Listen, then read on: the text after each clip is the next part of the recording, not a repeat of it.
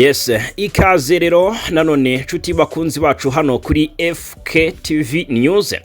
Reka mbifurize kugira impagarike n'ubugingo. Reka rero munyemerere muri iki gitondo cyo kuri wa gatanu tariki 30 Mutarama 2026 tuzinduke dusangiriye impamba y'amakuru agezweho ku mutekano hano mu karere k'ibyaga bigari. Turibanda ku butaka burasirazuba bw'igihugu cya Kongo, turebera hamwe iby'imirwano yaciye ibintu hariya mu bice bitandukanye bya Kivu y'Amajyepfo, muri Prendo Rusizi M23 n'ingabo za leta bongeye kwesurana bikomeye. Byagenze bite? Bwana Karemba Aimable na wari tayari aratubwira uko situation imeze, aranyarukira muri Uvira atubwire iby'abacanshuro bakomeje guhigishwa cyangwa se kwicishwa dushoka mu buryo bw'ibanga, turabikomozaho. Hanyuma ariko ndabwira ku mirwano yabaye mu nkengero za parike y'igihugu ya Kauzi Biega ni muri Kivu y'Amajyepfo. Wazarendo bateye ibirindiro bya AFC M23 ariko basubizwa inyuma bikomeye ndetse batakaza ku buryo budasanzwe, turabikomozaho. Ndabanza mbabwire ku mpinduka zakozwe mu gisirikare cy'u Rwanda, aho bamwe mu basirikare b'amapeti yo hejuru bagiye bahindurirwa imyanya n'inshingano, turabikomozaho. Hanyuma ndababwira ko Uburundi bwatsize rwose avuga buti ntago bishoboka, ntago biri hafi aha, bwereka amahanga ko budateganya gufungura umupaka wa Gatumba. Ese kugira ngo impaka ifungurwe bizagenda bite? Turabifite ahangaha muri aya makuru. Ndababwira ku gahinda gakomeje kugenda kiyongera, ndetse murabizi ko umunyarwanda acumugana ati gashira kandi kageze bagara. Na gahinda mu mpunzi z'abanyekongo ziri mu nkambi zo mu Burundi n'ubu ngubu bararira yo kwarika, mu by'ukuri amarira yabaye amariba. Ndaje babwire ibyari byo. Perezida Tshisekedi agiye gusubira i Rwanda muri Angola, turabikomozaho. Ni mu gihe kandi Katari yifuza ko Tshisekedi ndetse na AFC M23 cyangwa se intumwa za Kongo na AFC M23 bakongera guhurira ku meza y'ibiganiro. Katari yongeye guhamagaza impande zombi ku meza y'ibiganiro, turabikomozaho. Ndababwira ko kuri ubu Tabara rwose yanze kuripfanira avuga iti ibyo mushinja u Rwanda kuba idutera inkunga cyangwa se dufasha ntabwo ari ukuri. Ni itangazo rya Tabara ryasubizaga Perezida Ndayishimiye umaze igihe ashinja igihugu cy'u Rwanda gukorana n'uyu mutwe ugamije mu by'ukuri gukuraho ubutegetsi hariya muri gihugu cy'u Burundi. Ngaho rero tujya kwa tiyakomozaho. Ndabwira ku byatangajwe na Matata Ponyo, uyu wahoze ari minisitiri w'intebe wa Repubulika ya Demokarasi ya Kongo, uvugaho kuba yaragerageje gukora ibikorwa bitandukanye harimo kunyereza imitungo y'abaturage. Baravuga ati nagize ati ntacyo nigeze nkora kinyuranye n'ukuri, mparanira gusubirana icyubahiro cyanjye. Ni Matata Ponyo ariregura. Turaje tubive imuziri muzingo 5 nongeye kuba ikaze rero. Reka kandi mbibutse ko byoroshye cyane gukomeza kwibanira natwe, ni subscribe cyangwa sabone ni hano kuri FKTV News. Ubundi bindi inshuti bavandimwe nta kindi musabwa uretse kubiduharira. Kanda subscribe, kanda like, tanga igitekerezo, ari nako usangiza abandi aya makuru. Ibi byose ariko inshuti bavandimwe mubikore mugenda mu bwanyu mwumva mwanogewe. Reka rero munyemerere mpere ku mpinduka zakozwe, ngira ngo murabibona ko kuri title ari nacyo cyagaragajwe. Ni impinduka zasize Brigadier General Nyirubutama agizwe umujyanama mukuru wungirije mu by'umutekano muri Presidence ya Repubulika. Perezida Paul Kagame yashyize mu myanya abayobozi batandukanye barimo Brigadier General Jean Paul Nyirubutama wagizwe umujyanama mukuru wungirije mu by'umutekano muri Presidence ya Repubulika. Aba bayobozi bashyizwe mu myanya ku ya 29 Mutarama 2026. Perezida Kagame kandi yagize James Wizeye umunyamabanga mukuru wungirije w'urwego rw'igihugu rushinzwe iperereza n'umutekano NISS, umwanya asimbuyeho Brigadier General Nyirubutama. Brigadier General Nyirubutama agiye kugiriza General Retired James Kabarebe wagizwe umujyanama mukuru mu by'umutekano muri Presidence ya Repubulika ku ya mbere Ukuboza umwaka ushize 2025. Ni inshingano General Retired James Kabarebe yahawe avuye kuzo ku umunyamabanga wa leta muri Minisiteri y'Ububanyi n'Amahanga. Muri Nzeri umwaka 2021 nibwo Brigadier General icyo gihe wari Colonel Jean Paul Nyirubutama yagizwe umunyamabanga mukuru wungirije wa NISS. Hari hashize amezi 3 kandi Perezida Kagame afashe icyemezo cyo kuzamura mu ntera Jean Paul Nyirubutama wari ufite ipeti rya Lieutenant Colonel ahabwa ipeti rya Colonel. Ni mu gihe James Wizeye yaramaze imyaka 21 ari umupilote muri ambasade y'u Rwanda mu Bwongereza kuva mu mwaka wa 2025. Hanyuma rero muri Repubulika Iharanira Demokarasi ya Kongo ni munyemerere mpere ku yari kuvugwa cyane hano muri Sud Kivu, ndetse rwose nakiriye n'amakuru aho ndahangaha nubwo ntayavugiye mu ngingo z'ingenzi angezeho mu kanya avuga ko M23 MRDP turwaneho nyirizina n'umutwe n'ubundi barizwa mu ihuriro AFC M23 wamaze kwegukana agace k'ingenzi cyane muri Kivu y'Amajyepfo. Ariko ubwo reka mbanze mpere ku makuru y'imirwano twirwaneho yagize itya ndetse na M23 bagakubita bikomeye igisirikare cya Repubulika Iharanira Demokarasi ya Kongo. Ariko kandi hagati mu kiganiro ndaza kwakira Bwana Karemba nawe atubwire ku operation n'uburyo yagiye akorwa. Ubwo rero amakuru ava ku kibuga cy'imirwano aravuga ko kuri wa kane tariki 29 Mutarama habaye imirwano ikomeye ariko yari yakanya gato. Ni hagati y'ihuriro Alliance Fleuve Congo M23 n'ingabo za Repubulika ya Demokarasi ya Kongo FARDC zifashijwe n'ingabo za leta y'u Burundi, abarwanyi ba Wazalendo ndetse na FDLR mu kibaya cya Ruzizi murasirazuba wa Repubulika ya Demokarasi ya Kongo. Iyi mirwano yabereye cyane mu bice bya Kanga, Rugeje ndetse na Itisha, ni bice biherereye muri groupement ya Kigoma, ni muri territoire ya Uvira mu ntara ya Kivu y'Amajyepfo. Ngo barasanye ivumbi riratumuka ahangaha nubwo byabaye akanya gato. Nkuko amakuru atandukanye bivuga, iyi mirwano yatangiye ubwo FARDC n'abambari bayo batangiraga kurasa ibisasu mu birindiro by'abarwanyi ba M23. Amakuru aturuka mu nzego z'umutekano aragaragaza ko kuri uwo munsi imirwano yibasiye by'umwihariko imirongo ya mbere y'ibirindiro, aho impande zombi zagerageje guhangana, buri ruhande rushaka kugumana ibice rwari rufite no kugaba ibitero biri mu murongo w'ibikorwa bya gisirikare. Ibikorwa by'intambara byabaye mu gihe inzego mpuzamahanga zirimo n'umuryango w'abibumbye LONU n'ibihugu bitandukanye zari zikomeje guhamagaza zari zikomeje kugaragaza impungenge zishingiye ku mutekano muke muri aka karere, zinatangaza ko izi ngamba mu by'ukuri cyangwa se izi ntambara zishobora kongera guhungabanya amahoro make hadafashwe ingamba. Ni amahoro make yaramaze kugerwaho binyuze muri gahunda zitandukanye z'amahoro ziherutse kuganirwaho. Abaturage bo muri utu duce bakomeje kugaragaza ubwoba n'agahinda bitewe n'urusaku rukabije rw'imbunda n'ibindi bikoresho bya gisirikare, bavuga ko iyi mirwano igira ingaruka zikomeye ku mibereho yabo ya buri munsi. Bamwe bagaragaza ko umutekano muke utuma ibikorwa by'ubuhinzi, ubucuruzi n'uburezi bihungabana ku buryo bukomeye.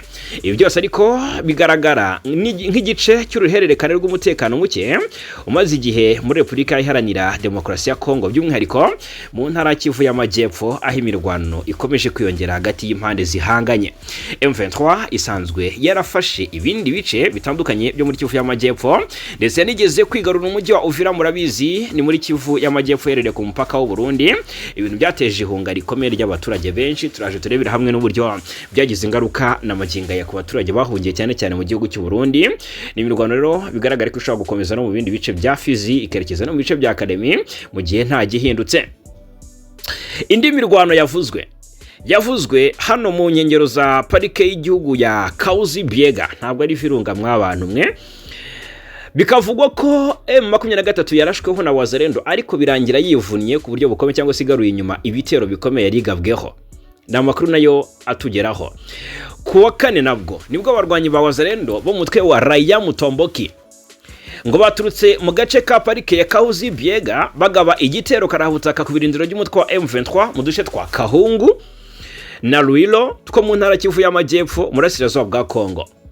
Amakuru aturuka mu baturage baho hamwe n'andi masoko yizewe avuga ko icyo gitero cyabaye mu masaha y'igitondo aho Wazalendo basubijwe inyuma, bituma AFC M23 ikomeza kugenzura ndetse no kwagura ibirindiro byayo, yinjira mu duce tw'ingenzi two muri ako karere kazwiho kuba inzira ihuza uduce dutandukanye twa Sud Kivu. Kugeza ubu umutwe wa AFC M23 uracyakomeje kugenzura Kahunga ndetse na Ruilo nubwo barashweho bikomeye, ariko imirwano yongeye kugaragaza uburemere bw'ikibazo cy'umutekano muke mu burasirazuba bwa Kongo, aho imitwe myinshi yitwaje intwaro ikomeje guhangana, bigatuma abaturage bahora mu bwoba, bamwe bakava mu byabo bahunga, abandi bagatakaza ubuzima uko bwije nuko bukeye. Kugeza ubu reka mbabwire ko nta mibare yemeje y'amajwi y'abahitanywe n'iyi mirwano cyangwa se abakomeretse iratangazwa ku mugaragaro, mu gihe nanone inzego z'umutekano n'imiryango mpuzamahanga bikomeje gukurikirana uko ibintu bihagaze muri ako gace. Mu makuru yacu ari imbere dushaka kuza ko twamenye uko ibintu byagenze, uko bihagaze, turaha kugira ngo tuze kugezaho 5 kuri 5 imibare y'abapfuye, abakomeretse kuko ntibabura, turaza kubabwiraho makuru yacu ari imbere. Bana natwe rero. Agahinda cyangwa se amarira ni yose ku mpunzi z'abanyekongo ziri mu nkambi zitandukanye zo mu Burundi zahunze intambara bicaga bigacika muri Sud Kivu murasirazuba wa Repubulika Iharanira Demokarasi ya Kongo. Kuva mu ntangiriro z'ukwezi kwa 12 murabizi ko ibihumbi by'abanyekongo bahunze imirwano muri Predo Rusizi ndetse no mu teritwari ya Uvira. Mu nkambi nyinshi rero zakiriza impunzi, inkambi ya Busuma iherereye muri komine ya Ruyigi ni mu ntara ya Buhumuza, niyo igaragaza cyane ubukana bw'ikibazo cy'ikiremwa muntu gihari nk'uko byemezwa n'imiryango mpuzamahanga itandukanye irimo na UNICEF. Iyi nkambi iri mu bibazo bikomeye by'imibereho n'ubuzima bw'abayigana. Mu by'ukuri rero inkambi ya Busuma yari yarashyiriweho kuba ikigo cy'inzibacyuho cyihutirwa, ariko ubu imaze kwakira impunzi zirenga ibihumbi bigera kuri 70. Abenshi muri zo bakaba ari abagore n'abana. Ibikorwa remezo bihari ntibihagije na gato kuko byarengeje ubushobozi bwabyo ku rwego rukabije, bigateza imibereho mibi n'ingaruka zikomeye ku buzima bw'abantu. Impunzi byibuze ngo zibura amacumbi nk'uko bivugwa aha ngaha, zikabura amacumbi akwiye, zibura aho zengeka imisaya, zibura ibikoresho by'isuku bihagije. Bikaba ko umubare muto w'ubwiherero nawo uteje ikibazo gikomeye cyangwa utera ibyago bikomeye byo kwandura indwara ziturutse ku mazi mabi n'imyanda muri rusange, mu gihe ubucucike bukabije n'ibura ry'amazi menshi byorohereza ikwirakwira ry'indwara zandura. Nubwo imiryango y'ubutabazi ikomeje kugerageza kongera serivisi z'ubuvuzi, hamaze rero gutangazwa inkuru z'urupfu rw'abantu benshi biturutse ku mibereho mibi n'ubuzima butameze neza. Mu rwego rwo guhangana n'aya makuba rero, hari impunzi zagerageje gusubira muri Kongo ku ngufu n'ubwo imipaka yari ifunze kandi nta n'uruhushya zari zahawe. Ishami cyangwa se ngo wenda nk'ishami ry'umuryango w'impunzi ryita ku mpunzi HCR ritanga uburenganzira bwo gutaha cyangwa se ritanga uruhushya, cyangwa se leta y'u Burundi bivuga ko abo bose nyine ngo bafashwe n'inzego z'umutekano basubizwa ku ngufu mu nkambi. Ariko rero ubuhamya bwakusanyijwe muri izi nkambi bugaragaza ubuzima burimo inzara, amacumbi adahagije n'indwara zugarije ubuzima, bikerekana mu buryo bugaragara ko hakenewe igikorwa gihamye kandi cyihutirwa cy'ubutabazi mpuzamahanga mu rwego rwo gutabara ibi bice byibasiwe cyane n'ingaruka z'iyi ntambara. Ni mu gihe ikibazo cy'impunzi z'abanyekongo gikomeje gufata indi ntera, Perezida w'u Burundi Evariste Ndayishimiye mu kiganiro yahaye umunyamakuru Alias Veras Victoria mu ntangiriro z'ukwezi kwa mbere, yasabye leta ya Kongo kwemera inshingano zayo no gukangurira abafatanyabikorwa bayo mpuzamahanga gutabara. Gashimangira ko Burundi budafite ubushobozi bwo gukemura bwonyine iki kibazo gikomeye cy'ikiremwa muntu. Hanyuma ubwo murumva ko bimwe mu bituma impunzi zitabasha no gutaha, imipaka iracyafunze. Noneho nagira ngo mwumve ko Burundi imwe mu mipaka y'ingenzi cyane ibuhuza n'igihugu cya Repubulika Demokarasi ya Kongo kuyifungura biragoye cyane. Ndi kuri yo ni umunyamanga wa CNDD-FDD mu minsi ishize yatangaje ko impaka ihuza Kongo n'u Burundi izafungurirwa rimwe nihuza Kongo n'u Rwanda. Ngira ngo murabizi ukibaze impamvu zatumye iyi mipaka ifungwa ni zimwe, ariko kandi Minisitiri w'Ububanyi n'Amahanga w'u Burundi Edouard Bizimana kuri wa kane n'abahagarariye ibihugu byabo muri iki gihugu ndetse n'abahagarariye imiryango mpuzamahanga n'akarere yemewe mu Burundi baganira ku kibazo cy'umutekano mu burasirazuba bwa Kongo n'ikibazo cy'impunzi z'abanyekongo mu Burundi. Umva ibyo bavuze ngo umupaka uzongera gufungura igihe ibisabwa byose byujujwe. Iki ni igisubizo Minisitiri Bizimana yahaye umudiplomate kuri wa kane tariki 29 Mutarama ku cyicaro gikuru cya Minisiteri y'Ububanyi n'Amahanga i Bujumbura, ubwo yatangaga ikiganiro ku bijyanye n'umutekano mu burasirazuba bwa Repubulika Iharanira Demokarasi ya Kongo.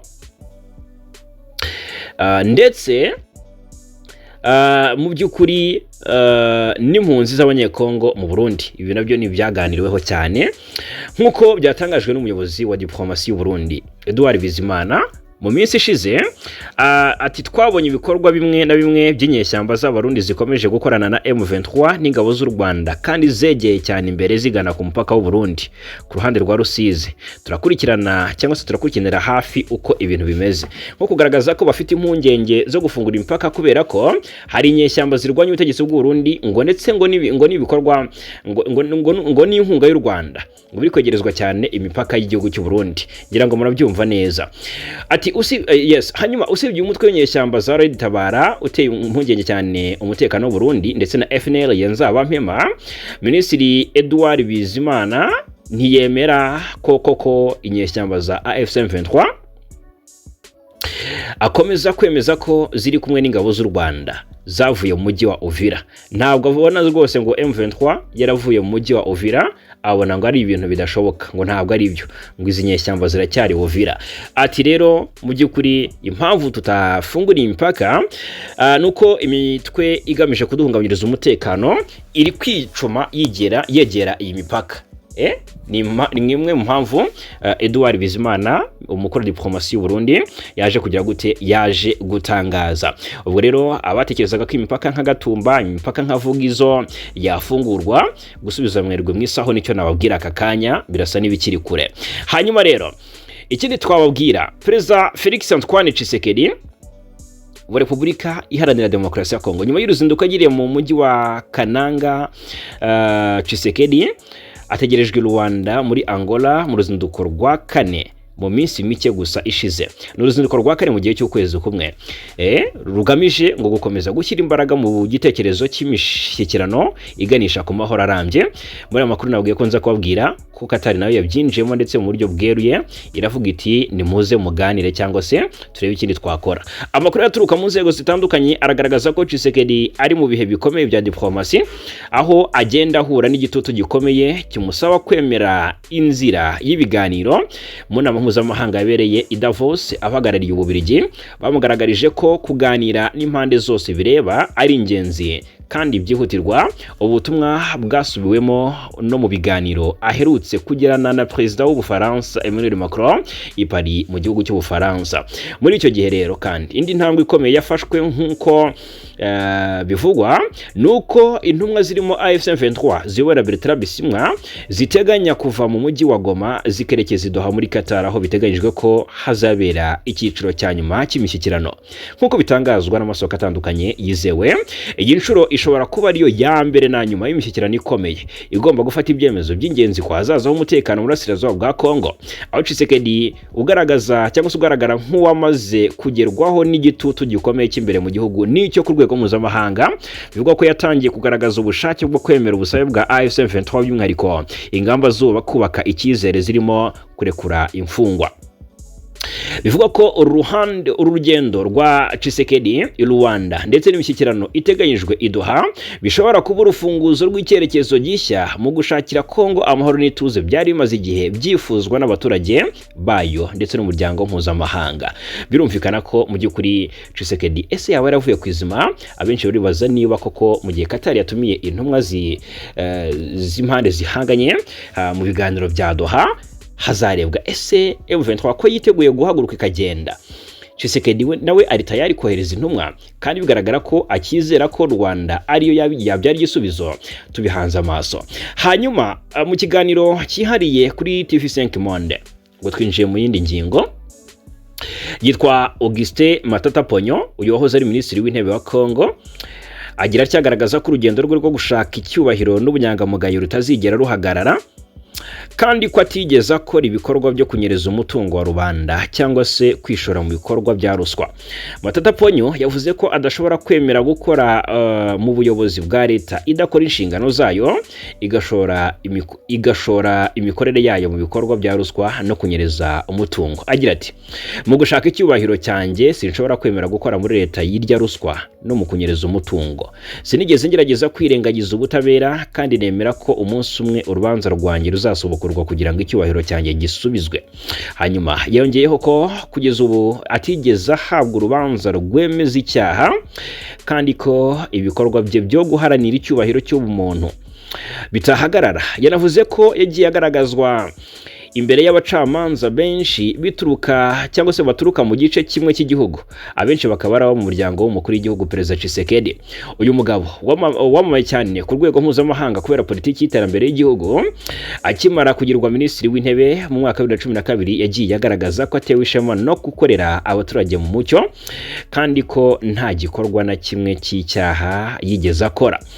Iyi mvugo y'amatataponyo ibaye igice cy'ingenzi mu mateka y'ubuyobozi bwa Kongo, aho abakuru b'ibihugu bahura n'ibibazo by'ivangura mu butabera, ruswa ndetse n'itangwaho imyumvire ku cyubahiro cy'umuntu. Abashinzwe gukurikirana iby'ubutabera n'amategeko ku rwego mpuzamahanga barimo kwitegereza aya magambo y'amatataponyo nk'ikimenyetso cy'urugendo rwo gushaka ukuri n'icyubahiro mu buyobozi. Hanyuma rero ahangaho kibazo dese Tshisekedi ntashyizwe hanze mu buryo bwe bwuzuye. Niko niba avuga ati nta kindi kintu nakorera igihugu cya Kongo ndetse nta n'inshingano nakwemera gukora mu gihe iyi guverinoma ikora irya ruswa n'ibindi bitandukanye. Murumva ko rero ari ibintu biteye agahinda cyane. Tugarutse kuri Telegato muri Sud Kivu, amakuru yizewe aturuka muri teritwari ya Fizi aravuga ko umutwe wa MRDP twirwaneho, ndetse ahangaha M23 nta nubwo rwose mbona kiri kugaragazwa. Ubanza twirwaneho yabazi kifasha. Uyu mutwe ngo wabashe kwigarurira centre ya Kirumbi iherereye muri groupement ya Mutambara. Ibi byabaye ku mugoroba ku munsi, ndetse byatangiye operation zatangiye ndetse barwanye ku mugoroba ku munsi wo kwa kabiri tariki 28. No kuwa gatatu rero baje kurwana. Gusa Mutambara mu masaha y'amanywa ku munsi w'ejo byabaye confirmed yamaze iyi centre yo muri Mutambara yitwa ngo ni Kirumbi yaje gufatwa na MRDP twirwaneho. Muri iyo mirwano uyu mutwe wagaragaje ubushobozi bukomeye nk'uko bivugwa, kuko wafashe ibice by'ingenzi birimo na Inguri na Kihele ndetse no kwa Ngurube. Utu duce twose twafashwe turi Tombe. Gufatwa kwa Kirumbi byatumye ingabo zaturutse cyangwa se ziturutse mu Burundi zoherezwa mu gace ka Kirumbi mu rwego rwo gutanga ubufasha. Umwe mu baturage baherereye muri ako gace aravuga ati, nyuma y'uko abasirikare baje mu modoka zacu zirimo ati nyuma y'uko abasirikare baje mu modoka zibiri, ubwo ne ebyiri, ku mugoroba w'ejo, abaduhaye amakuru n'abanyamurenge, ati ku mugoroba w'ejo bazanye amasasu n'abasirikare benshi. Mu gitondo cyo kuri wa kane haje abandi basirikare barenga 1000. Yakomeje avuga ko ubu abasirikare b'u Burundi bari kwerekeza ahitwa Kabembwe bagana Ikirumbi mu rwego rwo gushyikira cyangwa se gushyigikira ingabo za leta ziri mu kurwana n'umutwe wa MRDP twirwaneho. Amakuru kandi ahamya ko kuva saa 10 z'igitondo kugeza ubwo inkuru yatugeragaho, saa 10 z'igitondo ku munsi w'ejo kugeza ubwo inkuru yatugeragaho, imbunda ziremere n'izoroheje zari zicyumvikana ku bwinshi mu bice byegereye aho ngaho Kirumbi. Ibi bikaba byarabaye mu gihe ingabo za leta zagabye igitero gikomeye kuri twirwaneho Kirumbi mu rwego rwo kugerageza kugaruza ako gace. Ngaye nguko rero reka mashimire cyane kuba natwe muri amakuru yo muri iki gitondo cyo kuri uyu wa gatanu tariki 30 Mutarama 2026. Amakuru n'ibiganiro hano kuri FK TV News nakagaruka.